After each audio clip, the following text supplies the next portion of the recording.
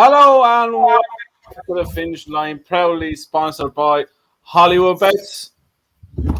We are back. We have a great weekend of action ahead of us this week, and we are going to start off with the news that broke today that Shishkin is after shitting the bag and avoiding Shaq on plus what. Thoughts, lads?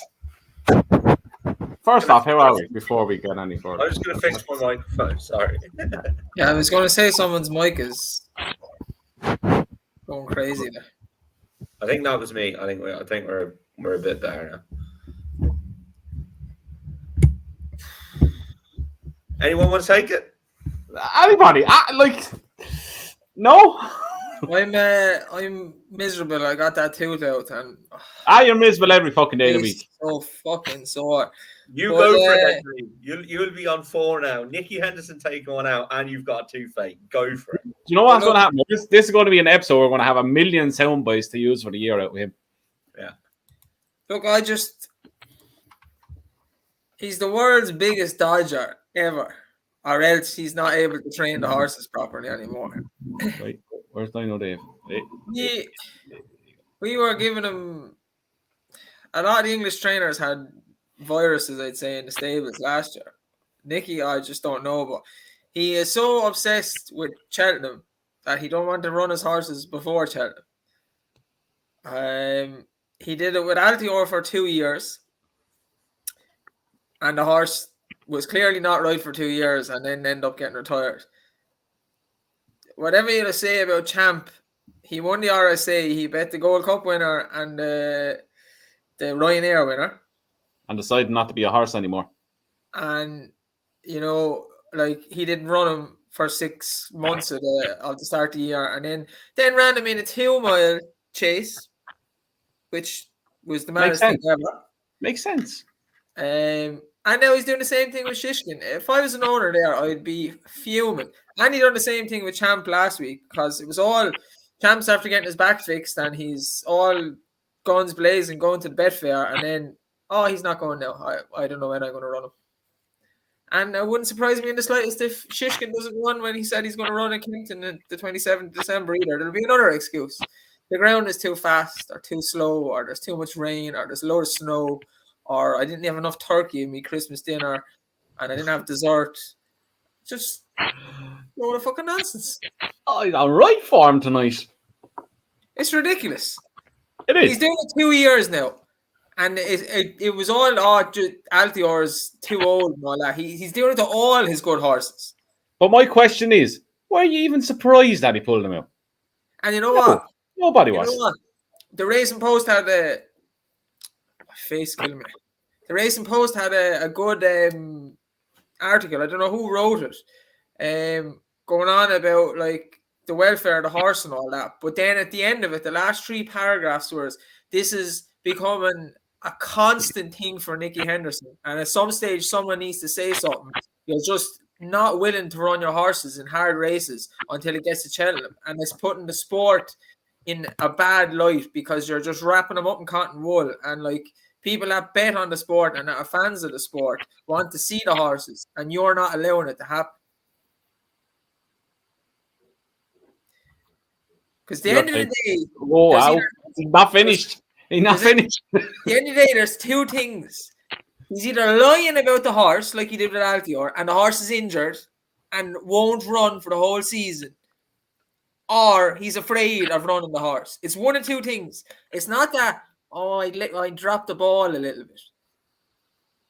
Imagine I was training Tom, right, and I told him we're doing such. Can we say something realistic, please? And by the end of the 4 weeks, you'll be able to do a 5K run, right? That's the goal, right? And then I said to Tom, then, Tom don't have an owner, maybe his wife. Yeah, I do. She's called Siobhan. The week before, I dropped the ball a little bit, and that Tom's not where he needs to be. So we're going to have to delay that 5K by another 3 months. I have this conversation totally different in my head now. Just do your fucking job, So, Tom, your thoughts on this? Yeah, I obviously see it from a little bit of a more sympathetical side. Of course you do. On a horse aspect side, it does, and I like. So Nicky said that he basically what happened is Nico rode him in a piece.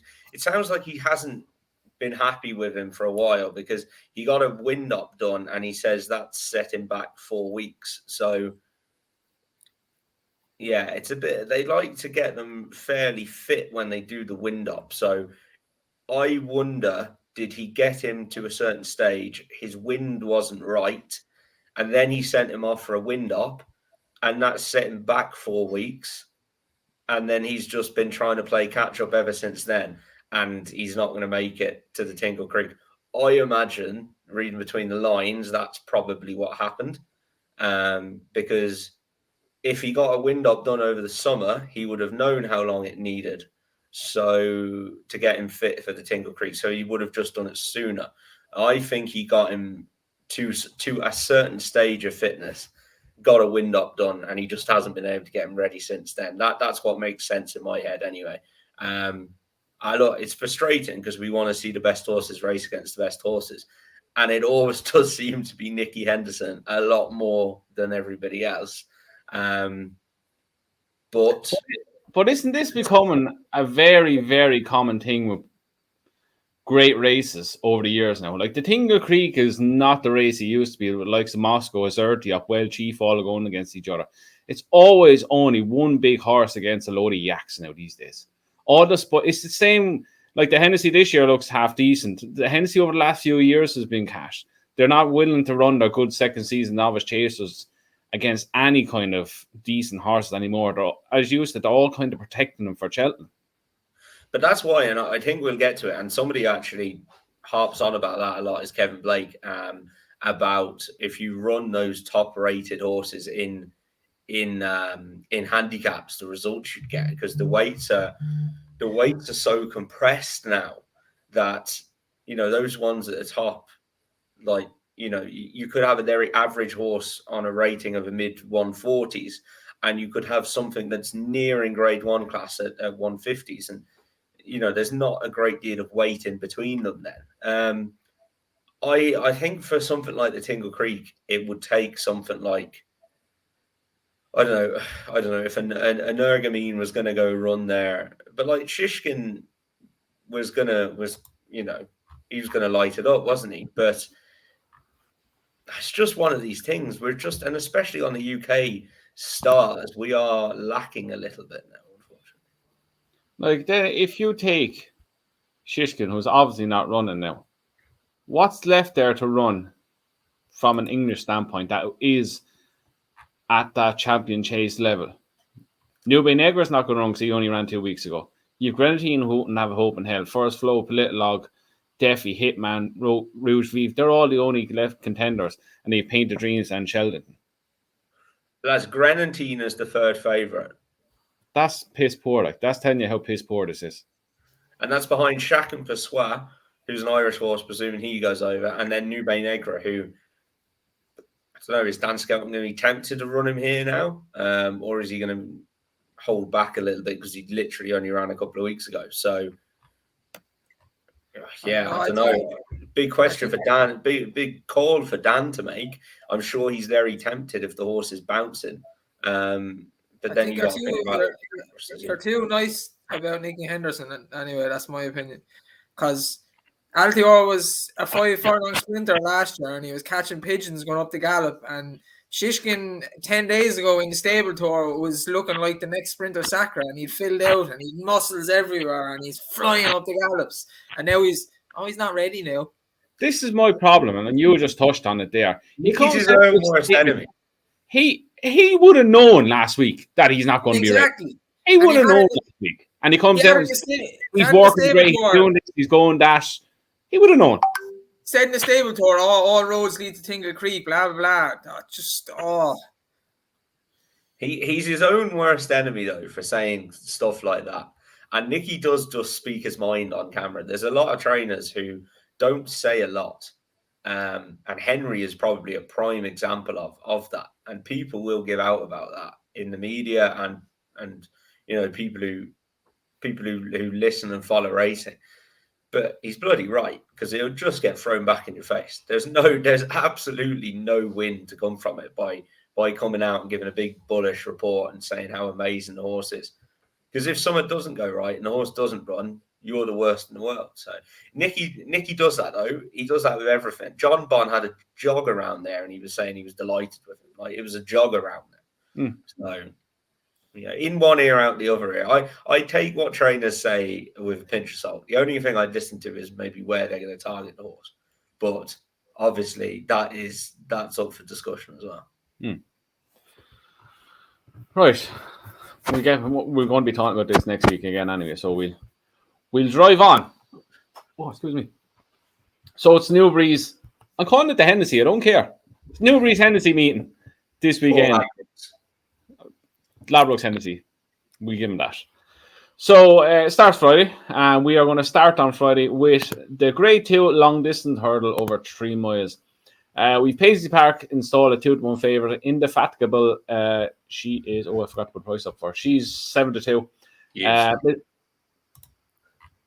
Miss Milner, I'll pretend I didn't hear that, at 9-2. Thomas Darby at 5s. Liz Nagar, Oscar 11-2. On the blind side at 11s. I was going to say something there, but I'll probably get the show shut down if I said it. Nothing to do with you, Tom. Don't worry. I'll text you after what I was going to say. Right. Paisley Park has over 5. He knows what I was going to say. He so knows what I was going to say. So back to the race, and Paisley Park has over 5 lengths to find with Indefatigable. Will the cheek pieces and the race under the belt make the difference, or is his legs just gone? Tom, legs are gone. Dave, then. Dave, you're not going to stop this chat tonight, Andrew. I'm just going to sit back and go. What happens. His legs are gone. They can put cheek pieces, a helmet, fucking a turbo on his arse, and he's gone. Like, he's like Duffy last week. He's gone. I could touch it 2 years ago. I seen a thing in Racing Post, I think today. What would you do with Duffy now? And Philip Hobbs. Well, we don't know why he ran stink. Because he's gone. Just leave it go. Like, Philip, bring me, I'll tell you. Just leave the horse retire and then be in peace with his life. Yeah, Paisley Park's legs are gone. And I put up Mrs. Milner last day, and that's what I'm going for. I think it would be the better of the 2 mares. Even though Indefatigable, I can't even say that word. Brilliant. Has a special place in my heart for winning at Cheltenham that day. And you're abandoning her. Mrs. Milner. Thomas, this is a money back special on Hollywood Bet. So if you finish second to the SP favourite, you get your money back as a free bet. So according to Dave, you're not going to get it back because Paisley Park's not going to win. Do we get both prices on Mrs. with? Damn it! Indefatigable. Somebody say that name, will you? Indefatigable. There you go. Do we get the 7-2 and 7-1 on that? That's a special that lasted like 2 seconds. Tom, your thoughts? Dave's going to shoot me now. I say he's going to drive down to Exeter and shoot me. I actually think Paisley Park will win at the weekend. You say this every time, Tom. I don't. Hang on. He was one of my lays when he last ran. So that's all you need to know. So I don't say this all the time. I actually think he ran on all right. He hit that flat spot. He was ring rusty. It was his first run of the season. The cheek pieces, I think, would give him a little bit of help. I need this to get through this night there today. I swear to God, I thought that was something else. I seen a blue pack and I was like, what is this? No, don't get me wrong. I don't think he's gonna hack around there like he's Frankel or anything. But I think the cheap pieces will help him. He did stay on at the end, and there is a massive weight swing with Indefatigable. He had to give her 15. How do you say it, Dave? He had to give her £15 last day. And this time he's going to get £7. It gets worse and worse. It does get worse. You'd think it would get better, but no, it gets worse. And now there's only £7 he's got to give her, so that's a good weight swing. Mrs. Milner, as much as I am a fan of hers, like that Limerick race wasn't fantastic. I think she saved her best for Cheltenham. I don't think there's any question of that. Now that may be a case of traveling over to England that she saves her best for, which this could help. A few days away, perks are up, and she would have her chance. You got the likes of Thomas Darby, Lisnagar, Oscar. On the blind side is 12-1. I wouldn't rule him out of a place. He normally runs pretty consistently. He's also gone well and fresh before, so I wouldn't completely rule him out at 12-1. Now, this is the caveat. I would not back Paisley Park at 2-1. I wouldn't back it with Dave's money just to piss him off. Hold up now. What? You're putting up Paisley Park at 2-1. You've killed him. You've finally killed Dave. Of all the things that's wrong with him, you saying Paisley Park was going to win, then saying you're not going to back him at 2-1 has done him. That just makes. We had this conversation a long time ago. That just makes sense to me. That's like saying Frankel's 1-10. I think Frankel's going to win. I'm not going to back him at 1-10. I don't. But there's a difference between 1-10 and 2-1. Tom is now Nicky Henderson. Tom is Nicky Henderson. There's a difference between 2-1 and 20-1. Paisley Park is burning up the gallops. The cheek pieces work. The weight swing. He's definitely going to win. I'm not backing him. I don't understand that. I think that's a perfectly fine thing to say. If you think the horse is too short of a price, like he is too short of a price in my book, but I do think he's going to win as well. And if you ask me who was going to win the race, I think he's going to win. Are you going to have a bet in the race? No, I'm not going to have a bet in the race. I'm going to watch it and enjoy it. But if you're asking me for a horse that I think is going to win, I think Paisley Park's going to win. You don't have to bet in every race, lads. Responsible gambling and all that. You're going to have a bet in this race. We'll get a text 10 minutes before this goes off. The more I think about it, lads, I have to back Paisley Park. He's better than these, isn't he? If he went out to like 3-1, I'd back him, mate. Andrew, talk some sense, please. I'll hold up now and just get my brain back together. I'm not going to desert indefatigable after last time. Put her up. I can't say it now because of you. I put her up last time when she beat Paisley Park. Yes, there's, I think, a 7-8 pound swing in the weights. Said it last time, and I say it again, and Dave's had to say it already. Paisley Park's legs are gone. I don't see how cheap pieces are going to make him run faster. So I can throw that out the window. Might make him concentrate and go a bit forward, but it's not going to make him run any faster, Tom. It's not going to take years off his legs. I don't think that's the issue. Like, he was only beaten 5 lengths last day. He's not getting tailed off forever. 5 lengths? 5 lengths. Just the 5 lengths. 5 lengths, £8 swing plus cheap pieces first time. I'll take it. But you won't back him though. You won't back him. No. I think she's in good form. I always follow a mare in form. Miss Milner, her jumping scared me the last time she ran. I think it was a Limerick or wherever she ran. She takes off a long way out, and I think it's only a matter of time before she makes a mistake. But I think she could be the one following her home. I think could be a mare's one too.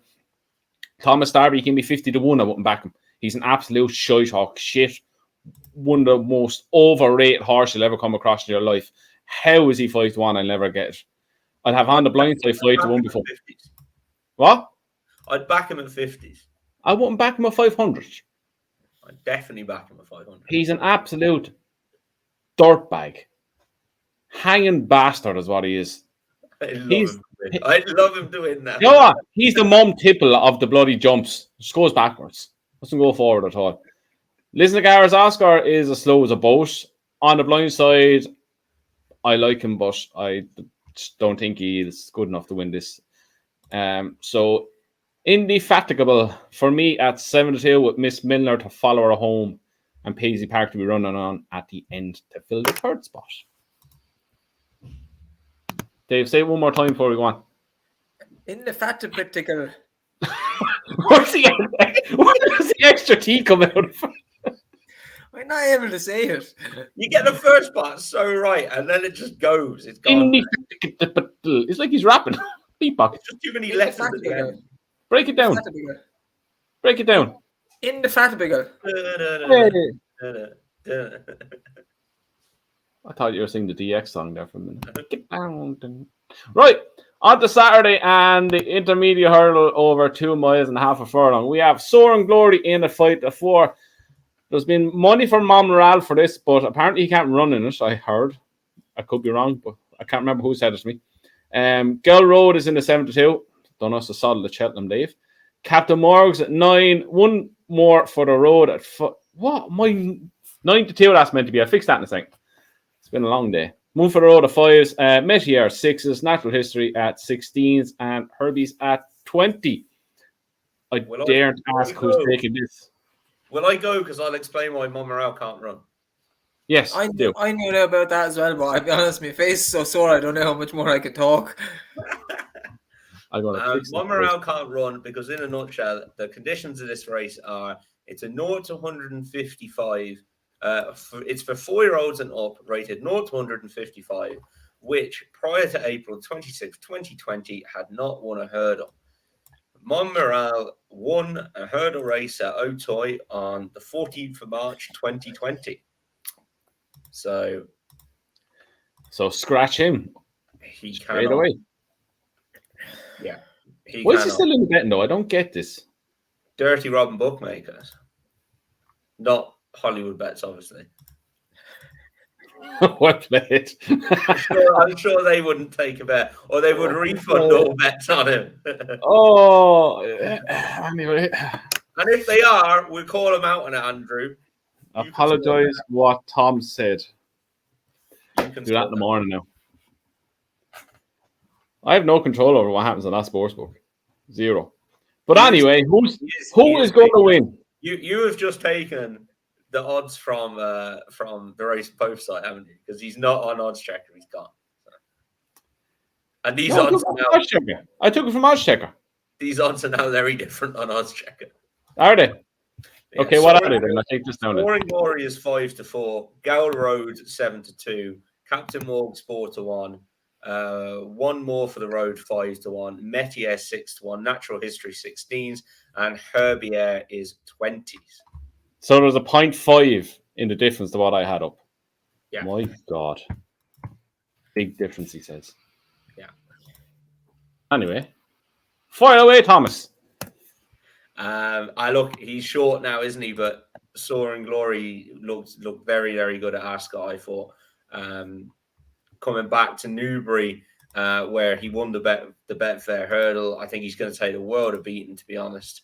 He's rated 149 now, which is like if he goes and wins this, you know, he's going to be well kicking on into decent graded company.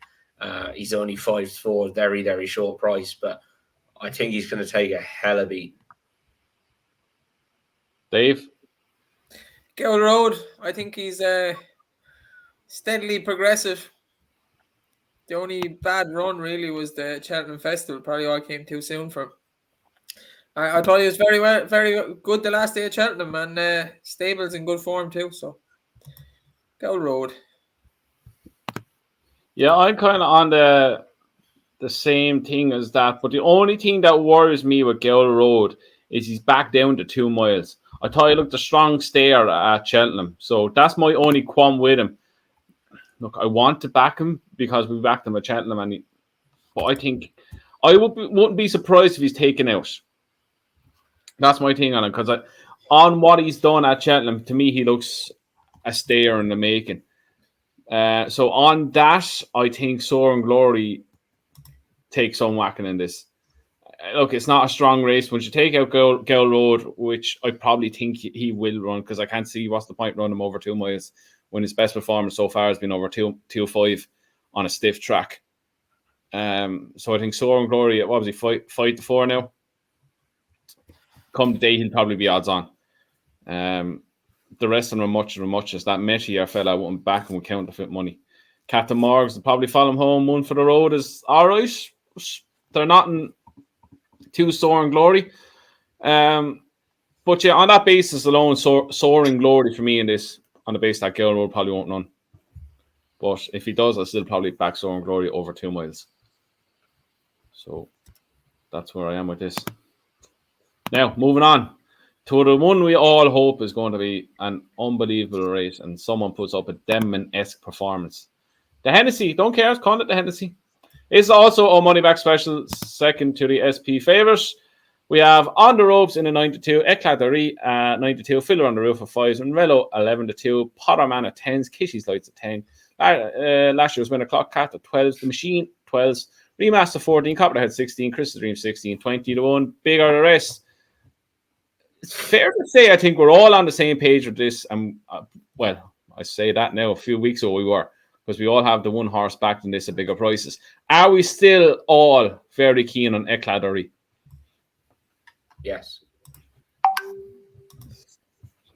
Please keep going more. We need to drag this. Go on, Tom. Yeah, I know. I'm quite keen on Eclaterie anyway. Definitely. I know he opened up at 16s. That didn't last very long. He was into 10s. He's now into 6s, and that is best price. So if you can get that with Hollywood bets, I would take it. He's as short as 9-2 with some other major bookmakers. So if Hollywood bets have got a bit of, he's 9-2 Hollywood bets. Oh, fantastic. So there is 6-1 out there. But if you would like to stick with Hollywood bets, please do and take the 9-2. You know, it makes sense. What price doesn't matter as long as you back winners, apparently. You're hitting the deck and coming back more times than Tyson Fury. I know, joking aside, Eclaterie for me, this has been the target. I don't don't talk about too many of Henry's horses, but I was told on one of our stable visits there that this was the target, like from a long time ago. So, and you never seen a load of grown men reach for their phone so quickly in their life. That it's good to know. He had a runner. He had a run at Wexford, and he won a listed race there very easily. In reality, even though it was just by the 4 lengths. The same race Manila Indo won. Yeah, same race Manila Indo won. A lot of Henry's horses weren't running fantastic at the time, and they were definitely needing their first run. So to go and do that was quite impressive for me. I loved his runs last year, and then he obviously unseated at Cheltenham in the RSA or the Brown Advisory Novice Chase. I really think he'd have put it up to Monkfish. Monkfish wasn't the proper Monkfish that day. I think we all know that, and I think an unsung Eclaterie would have really put it up to him. Yeah, that would be my question to you. Like, we all think he would have put Monkfish close in the RSC. And look, Fiddler on the Roof, who's here as well, was 6 lengths behind Monkfish. We're going on Eclaterie as what he could potentially be. So I'm going our ways about this. If Monkfish was in this now, what price would he be? And we're thinking that Eclaterie will get close to him. On that basis, he had a huge chance in this. Yeah, if Monkfish is rated 163, 164 in Ireland, in the UK, so 175 in the UK. he'd be given the Eclaterie £10 anyway. So I think that'd make an very interesting race, to be honest, if he had to give him £10. Yeah, I like second season novices have a good record in this as well. Henry's are in really good form. This has been the plan. Presumably Rachel's going to ride him. And yeah, I think on the ropes is the other one. But if there's one in here, the others we kind of know what they are. And some of them are back on the upgrade, but they are handicappers back on the upgrade. Eclaterie for me is the one who could be a grade 1 horse running in this race. The other one is on the ropes, who won the Munster National very well. And he also has form behind Monkfish. Yeah, it was only 4 lengths behind Monkfish as well at Fairyhouse. So that is pretty solid form. He's interesting that Willie's going to send him over.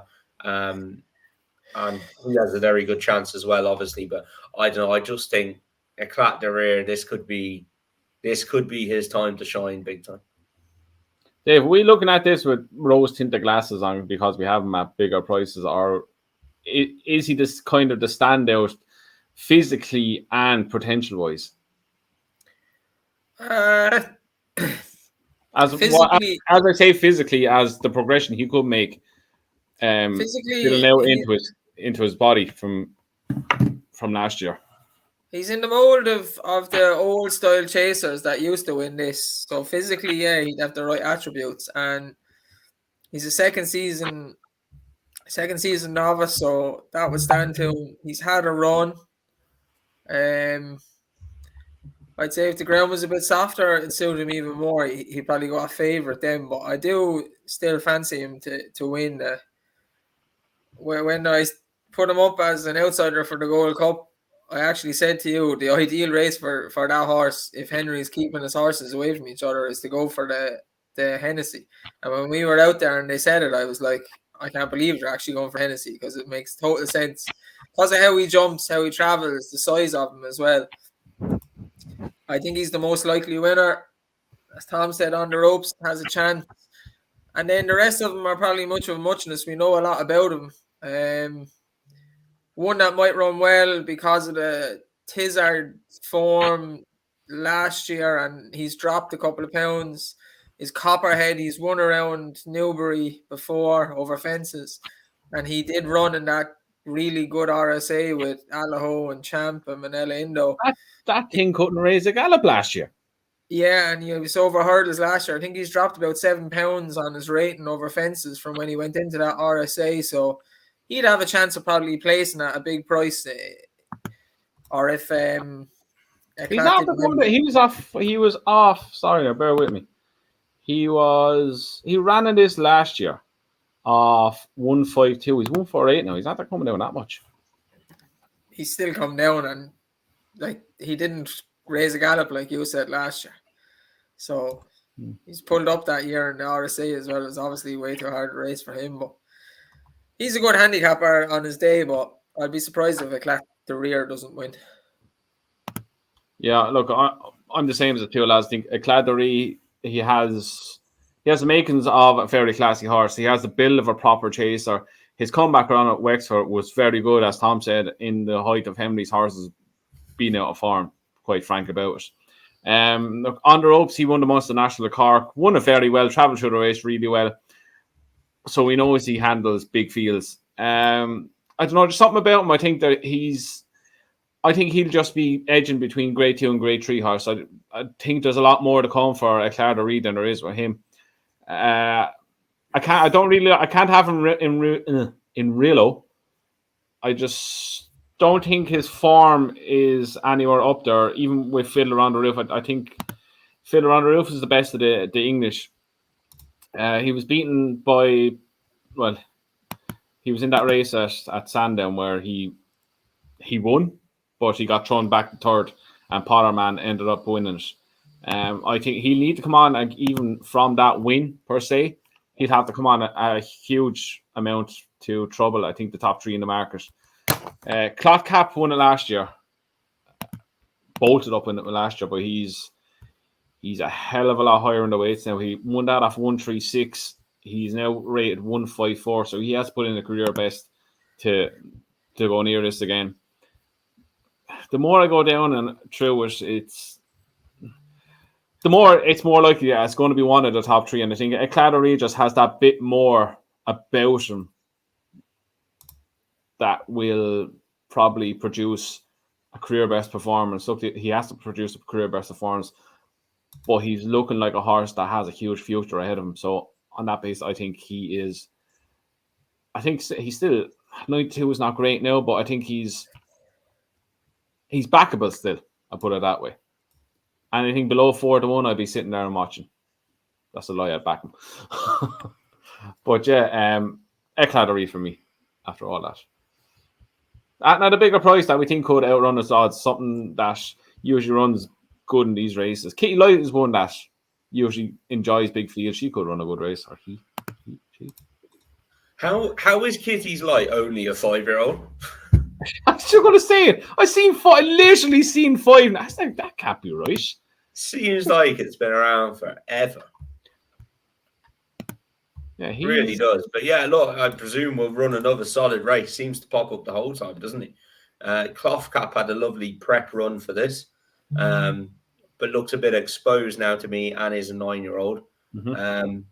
D Machine, Kerry Lee, that's still fairly unexposed. Yeah, there's a few in there. I think it's a good race. Potterman, he's a solid handicapper. Remastered of 16s, I think, is a good each way back. He comes on from his season of reappearance behind bloody Kashari. It was over hurdles, yeah. It was over hurdles, 3 miles. He could be one. He's the machine by 4 lengths on the back for run at Ascot. He could be one now at a price if anyone looking for an each way back. Now, after we're counting our money after Eclaterie wins, I'm not ashamed to say last week we all jumped on Monmoral at 9-2 before the price went.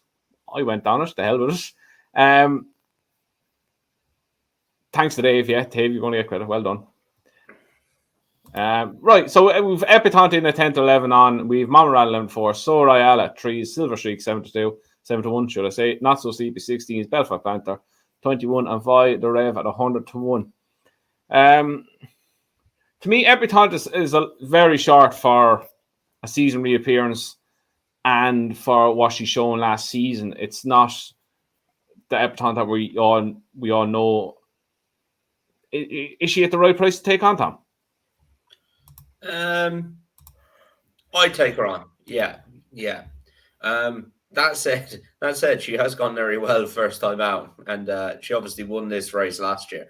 But that said, she then didn't go and progress last year, did she? She got beat by Silver Streak at Kempton at 1-5. She got beat by Honeysuckle at Cheltenham. She got beaten further by Honeysuckle at Punchestown.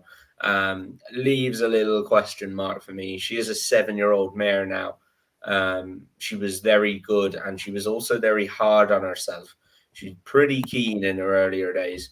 I remember really fancying her for the mare's Novice, and she was just too keen really with Barry Geraghty that day. And I'm definitely keen to take her on, especially when you've got a horse like Monmoral to take her on with. Like, that just excites me. You've got So Royal there, who's been in good form this year, runs consistently. Silver Streak has already had a run now. Not So Sleepy could run for a wing, or he could win half the track. He wouldn't have a fucking clue what he's going to do. Legend. And the only one we do know what's going to do is Belfast Banter isn't going to run here because he's been sold and he's going to the US. Is he? Yeah, he was sold on an online platform called Furabid, who are trying to get themselves going. And what better way than to have a Grade 1 winner go through your sale? So for £130,000, which, he's a 6-year-old, but that is not crazy to me. And when it definitely makes sense is when you look at the prize money in the program for that kind of horse in America. He's rated 144. He could go out there and be very, very competitive in their champion hurdle, which is worth about 250 grand to the winner or something. It's crazy. So, it makes a bit of sense really when you look at it. Good bit of business. David Mullins bought him actually. David Mullins Bloodstock bought him. So best luck to him. But yeah, back to the race. I'd take Epitante on is the short answer to that question, and the one I'm taking her on was Monmoral. I really liked this horse from his run at Doncaster basically last year. He then went and battered Nassalam at Haydock, and then at Aintree he was so good. He hammered Adagio. We've seen what Adagio did earlier in that season, and we've seen Adagio come out and be second in the Greatwood, which off 147, which for a 4-year-old is really, really good. So I think his form is pretty electric, and I'm really excited about him. I really hope he goes and does the business. I hope he goes and wins. Dave, you're on the same bandwagon. Monmoral, I think Tom said it all there. He's the exciting horse in the race, and glad he's running. And hopefully he can do the business. If Adagio's nothing to go by, he will do the business.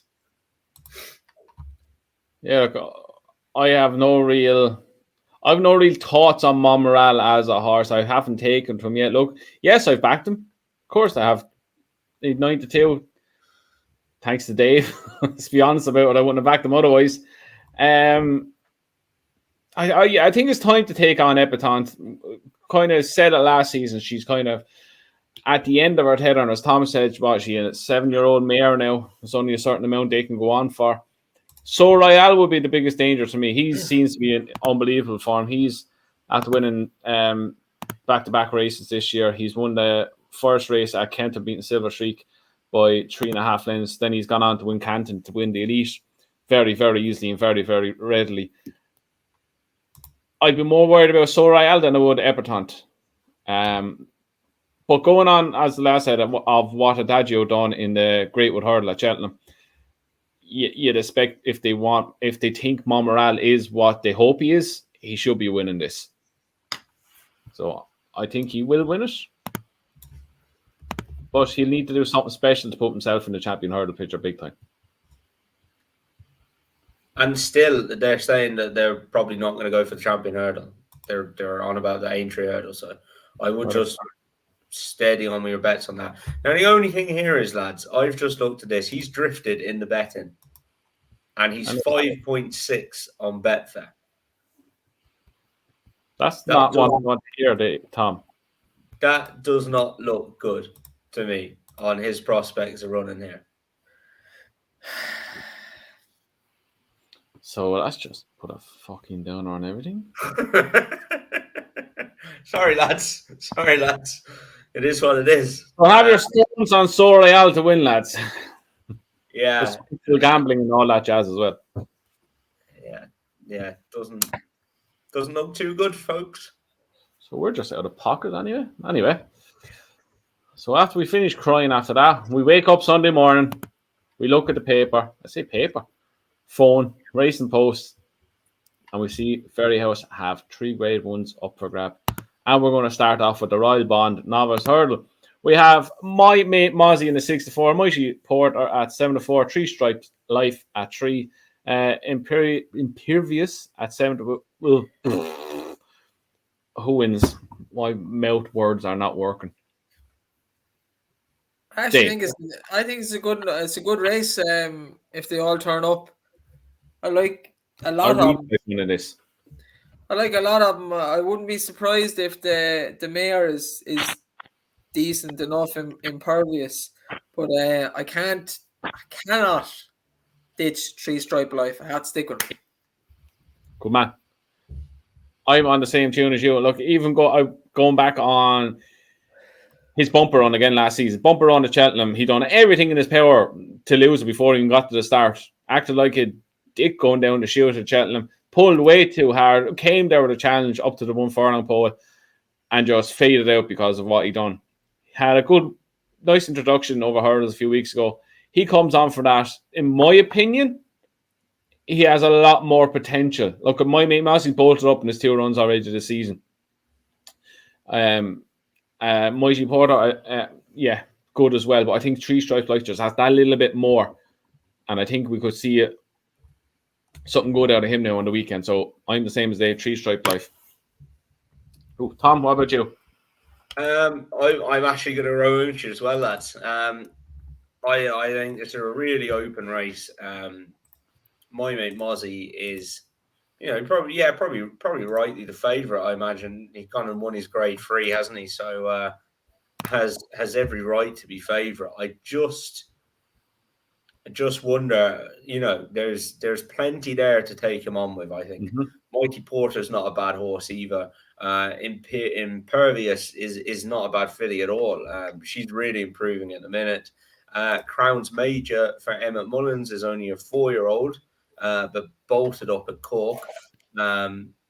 You wouldn't know what his ceiling will be over hurdles.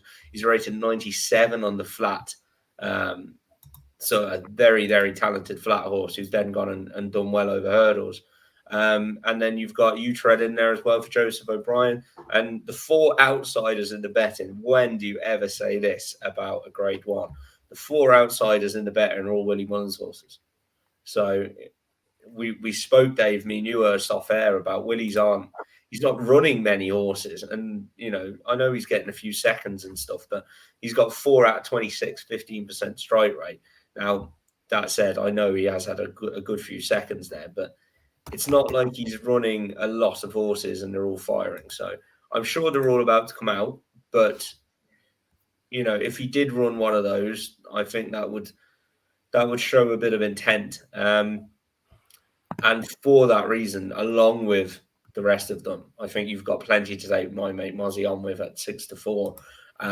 Free Stripe Life, I really liked his run in the Champion Bumper, for he stayed on very, very, very well. The form of that race at Fairyhouse is dirt, but I think we knew it was dirt even before he ran in it. It was just a case of what he could do, get him out over hurdles. He went off 2-13. He's done that. This is a step up in class.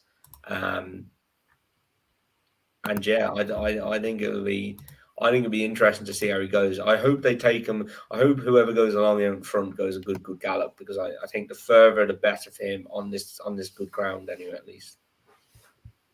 Yeah, all in agreement then.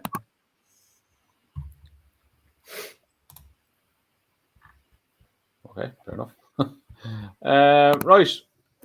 So we are now moving on to Fairyhouse 135, the Drew Moore Novice Chase. And we have Gavin Yacco, Scott Dio, 7-4, Lifetime Ambition 9-4, Beacon Edge 3-1, Cape Gentleman 9-2, Fury Road at 6s, Grand Party 8s, 10-1, Big RS.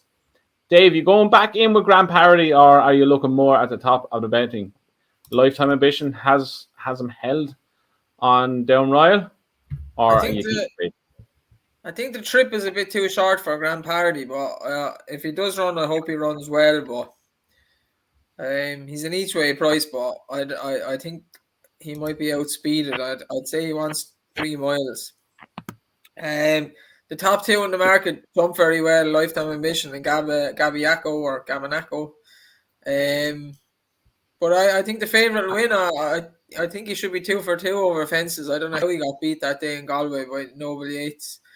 He beat Fury Road then the last time. I think he jumps very well. He looked last year like he'd be a bit better chaser than he was a hurdler, and yeah, I'd be in his camp. Whose camp are you going into, Tom? I am firmly in the Lifetime Ambition camp. I could not have been more impressed with this horse on his chasing debut at Down Royal. I thought that was a fairly good race that day. I know I'm not a massive Vanillier fan, but he's not the worst horse in the world, and he has come out and franked that form. Beacon Edge, another one who, in fairness to him, is 158 rated hurdler, and Lifetime Ambition, I thought pretty battered these. I know he jumped impeccably. He's definitely improved from a hurdler to a chaser. And Gabby Nakio, I respect him, but then you've got Beacon Edge there. Cape Gentleman's already been beat as well. Fury Road, Fire Attack. For me, yeah, it's one of the bets of the weekend. Lifetime Ambition. I'm the same as Tom. I think Lifetime Ambition will take some beating in this. Jumping impeccable at Down Royal. Done it easy from the front. Challengers came to him. He kept fighting them off, and when he jumped the last, when he went on, he was only doing what he had to do. I think there was a hell of a lot left in the locker for him that day. It'll take a big performance from Beacon Edge and Grand Party to turn around that form. No, Grand Party fell, but he was there fighting away. Gavin Yacco, his jumping was good to a point was a Fairyhouse last time. I just think he's sometimes he's very guessy at his fences. I'd have Lifetime Ambition in as favourite ahead of him, but I think Gavin Yacco, I think 3 miles will be the making of him. He's a very good horse. He was a decent hurdler. I think 3 miles will be the making of him. So I think Lifetime Ambition, I think he'll dictate from the front.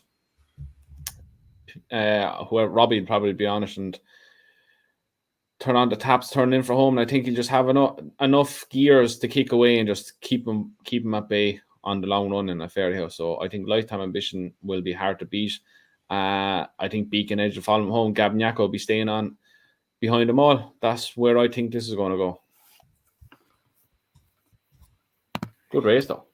Going to be a good race. Yeah. Right, last race we are going to cover, and it probably won't take too long. It's the Hattons Grace Hurdle Grade 1, where we're seeing the return of Honeysuckle, who's installed at 4-7 on to keep her unbeaten record. Classical Dream in a 3, Sally at 5s, Abracadabra Alagazoom at 10s, Running Boop at 12s, latest exhibition is 16, and 20-1 bigger arrests. Just a turn-up job for Honeysuckle? Yeah, she just needs to jump the hurdles as well, and then she'll surely win, I'd say. Would you say now last year she got a kind of a fright of her life when Ron and Pump and all them were closing her down at the finish? Will Henry probably have her a bit more forward this year? Would you say so, Tom? Yeah, probably. I think Henry's got stuck into a few of his after a few of them got beat first time. I think he said, okay, maybe they're not 100% where I need them to be. And a few of them got beat, and a Plutard is the prime example of a Plutard was fit and ready to bloody go, wasn't he? So I'm sure she will be. We saw her over the summer, didn't we, in August, and she was massive. She was like a bull. She did really, really well over the summer. Classical Dream might put it up to her on a good day. I'm not saying he'll win. I think if there was one to give her, if there was one to give her a fright, I think it'd be him. What's that, Andrew? No, I was just trying to say he could be the one there, coming there on the bridle where Rachel is starting to squeeze away in Honeysuckle, and for about 5 seconds you're going, oh Christ, she's going to get bet. But then she just pulls away at the end. Yeah, I think so. If he came back to that Fairyhouse form and some of his novice form, I think he could put it up to her. Saudi has been in really good form, in fairness to him, but he's going to have to step up again. I can see him fill the place, but probably not winning. And the rest of them, for me, are 3 milers. Doubt Stormy Island's going to run here, and the only other one then who isn't a 3 miler is Abracadabras, Alakazoom, as you call him, and there's no way I would ever back that horse to win a horse race. Nope, never. Although his bus form at Aintree looks rock solid now, but there's just no way I'd back him to win a race. I think it concerns Honeysuckle and Classical Dream, and I hope Classical Dream turns up in the form that we know he can on a good going day. He's then got to try and give her £7. I think that's going to be next to impossible to do. But yeah, I think he definitely get her off the bridle on a good going day anyway. So it'd be a good race. Really looking. I'm just going to sit back and chill out and enjoy it. And really looking forward to it. Exactly. Yeah, on paper, it looks a harder race on paper than last year, especially on the back of Classical Dreams win at Punchestown over the summer. If he comes back to that form, in that kind of, I doubt he'll be in that peak condition, but he will give her a fright, all being well. But you can only see one situation here, and it's Honeysuckle winning again. I am looking forward to see how late in this exhibition gets on over hurdles if they run him. I think he could run a big race in the stairs if they stick him back over hurdles. But all in all, this is Honeysuckle's for the taking. First step towards Irish Champion Hurdle, and then on to Cheltenham. Well, Dublin Race Festival, then Cheltenham. Right. Finish off as always. We are going to have our naps and our next best of the weekend. Who wants to go first with their naps and next best? My nap is Aclat de Rear in the Hennessy, and my next best is Gavin Nyako. Thomas. That is very interesting because my nap is Lifetime Ambition, and my next best is Aclat de Rear. My nap is Aclat de Rear. My next best is Indefatigable. And finally, to finish it off, we are going to go with our lays of the week. Who is the one that we think is worth taking on this week? Tom. Paisley Park. Okay, Dave. Jesus. No, Tom. What did you go for, Dave? Paisley Park. Paisley Park, fair enough. I am just looking for the time of the race. There we go. 105 Fairyhouse. Because they're novices, we don't know what level they're all at or what rate they're improving. And I think there's plenty there to get him beaten as long as they all run. I'm going to lay my mate Mozzie at 6-4. Very good.